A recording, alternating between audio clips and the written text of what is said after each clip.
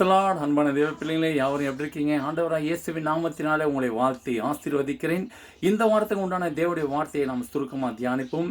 சங்கீதத்தின் புஸ்தகம் 94:18 சொல்லுகிறது, என் கால் சறுக்குகிறது என்று நான் சொல்லும்போது கர்த்தாவே உமது கிருபை என்னை தாங்குகிறது. ஆமீன். அன்பு தேவ பிள்ளைகளே, சில நம்முடைய வாழ்க்கையில் குடும்ப சூழ்நிலை நிமித்தமாக, ஒருவேளை படிக்கிற காரியத்தை நிமித்தமாக, நம்ம பிஸ்னஸ் செய்கிற காரியத்தை நிமித்தமாக, ஒருவேளை பொருளாதாரத்தில் நீங்கள் சில சறுக்களை சந்தித்திருக்கலாம். நீங்கள் எப்படிப்பட்ட சூழ்நிலை நீங்கள் சறுக்களை சந்தித்திருந்தாலும் சரிங்க, ஆனால் ஒரு கிருபை நீங்கள் விசுவாசிக்க சொல்ல, அந்த கிருபையை நீங்கள் நம்ப சொல்ல, எந்த இடத்துல நீங்கள் சறுக்களை சந்தித்தீங்களோ அதே இடத்துல கர்த்தர் நிச்சயமாகவே உங்களுடைய வாழ்க்கையில் ஒரு மிகப்பெரிய ஒரு ஜெயத்தை தருவது அதிக நிச்சயம். என்று சொன்னால் லூக்கா எழுதின சுவிசேஷ புஸ்தகம் 5ஆம் அதிகாரத்தில் 2 படகுகளை இயேசு கண்டார். அன்பு தேவ பிள்ளைகளே, ஒரு கடற்கரை ஓரம்னு சொன்னால் 2 படகு மட்டும் தான் நிற்காது, எப்படி ஆயிரக்கணக்கான படகு நிற்கும். ஆனால் இயேசு கிறிஸ்துவின் கண்களில் 2 படகை பார்த்தா, ஏன்னு சொன்னால் அந்த 2 படகுல தான் எந்த மீனும் இல்லாதபடிக்கு வெறும் வலையை அலசி கொண்டு இருந்தார்கள். அன்பு தேவ பிள்ளைகளே, அப்போ 2 வலையை அலசி கொண்டு இருக்கிற அந்த மனுஷோட இருதயம் எவ்வளவு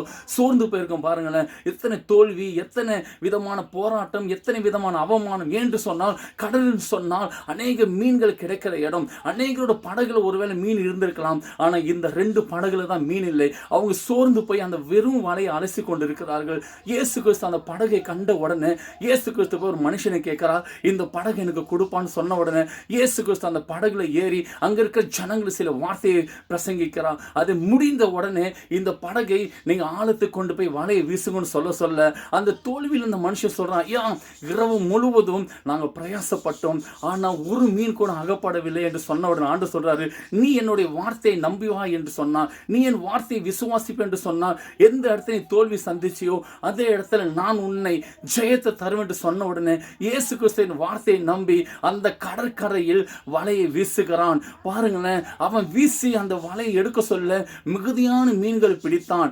ஏன்னு சொன்னால் இன்னும் மனுஷனுடைய படகு மாத்திரம் இல்ல, இன்னொரு படகு நிரம்பத்தக்க வகையில் கர்த்தர் ஒரு மிகுதியான மீனை கொடுத்தான். அன்பு தேவ பிள்ளைகள், சில வேளை நான் என்ன சொல்வேன்னு சொன்னால், நீங்க எந்த இடத்துல தோல்வி சந்திச்சீங்களோ, எந்த இடத்துல நீங்க அவமானப்பட்டீங்களோ அதே இடத்துல கர்த்தர் உங்களை வாழ வைத்து, அதே இடத்துல உங்க தலையை நிமிர செய்து உங்களை உங்க குடும்பத்தையும் ஆசீர்வதிப்பது அதிக நிச்சயம். God bless you.